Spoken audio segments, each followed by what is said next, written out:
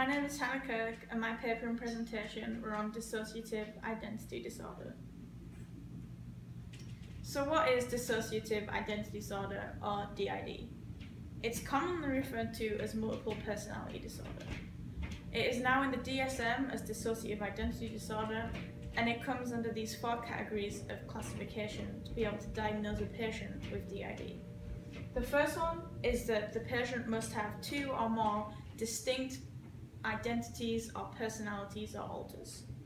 With this, each different personality or identity has to have different mannerisms, different behaviours, different thoughts and different feelings. The second one is that the identities take control of behaviour entirely. The patient cannot control when or who or how they switch identities. The third one is the inability to recall information about what happened when they were in this alternative identity. And the fourth category is that the patient cannot have any substance abuse or intoxication which is causing these psychological defects. And it is a very controversial disorder with many skepticisms out there about it, which I'll explain later. So some possible causes of DID. First of all, childhood abuse and trauma are very common in DID patients. As well as this, substance abuse is also very common. This could be because childhood abuse often leads to substance abuse later in life. Some theories say that the cause of DID is that we encounter so many different social roles and social personalities and diversities in our cultures that we simply try to fulfill all these different social roles, and with that we become dissociated from ourselves and develop many different identities to fit different social roles. In McDowell's report, he claimed that there is often similar populations between DID patients and substance abusers. Often the case of DID patients is that they have abused substances before in the past. Whether this is a cause of DID is unknown, and there needs to be further research into it. But it is a very strong relationship. And also McDowell reports is that there is often a lengthy process to get a correct diagnosis of DID. The symptoms often mistaken for substance abuse or different psychological disorders such as schizophrenia, etc.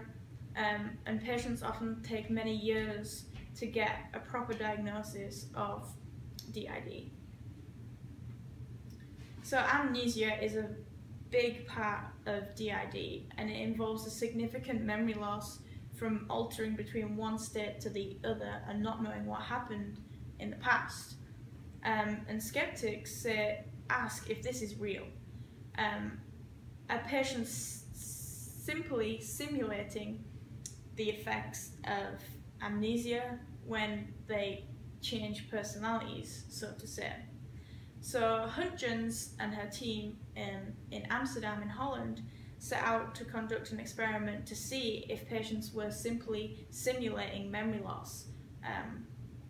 And she took 22 recognized DID patients and she compared them against 2 other groups.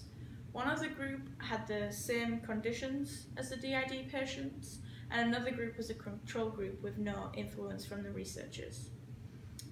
What happened was they were given simple tests, multiple choice tests, and they were told simple stories. And they were told them at one point, and then they were asked at a later time to recall the information that was given to them. And DID patients did this when they were in the different alters or the different identities. And what she found in her results were that DID patients had no recollection of the information that was told to them when they were in a different state. So this brings about the question, is DID actually a memory disorder or is it a dissociative disorder?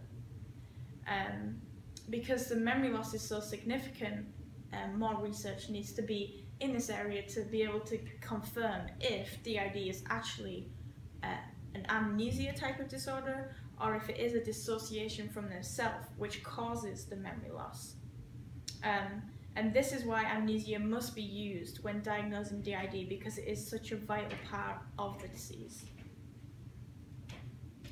So the controversies surrounding DID. First of all, a lot of the controversies are based around the culture where this disease tends to occur. And it does tend to be more prominent in Western-based cultures.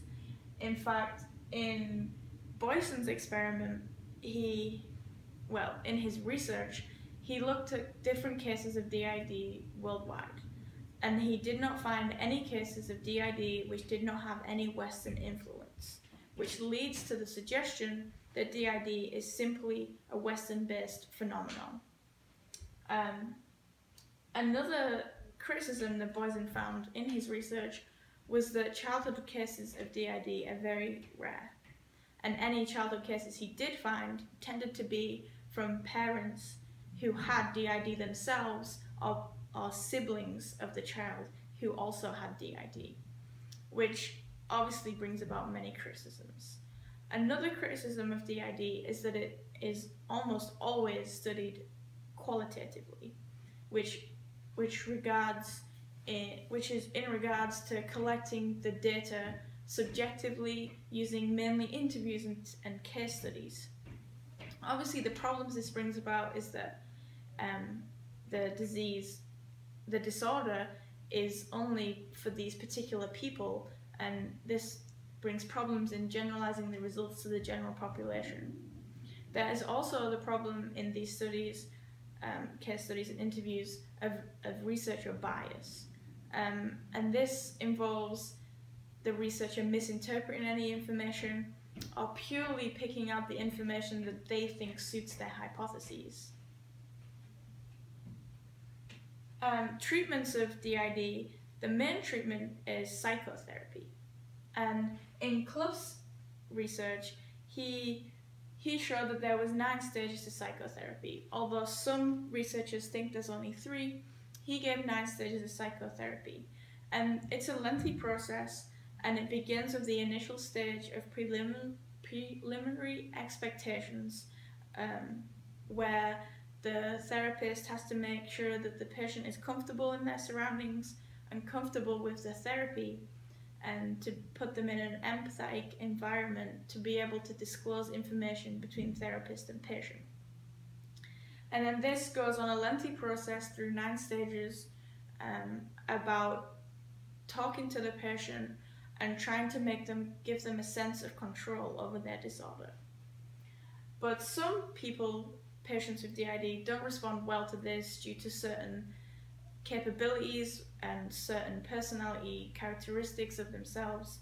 So different therapies involve hypnosis and group and family therapies, which work for different types of people.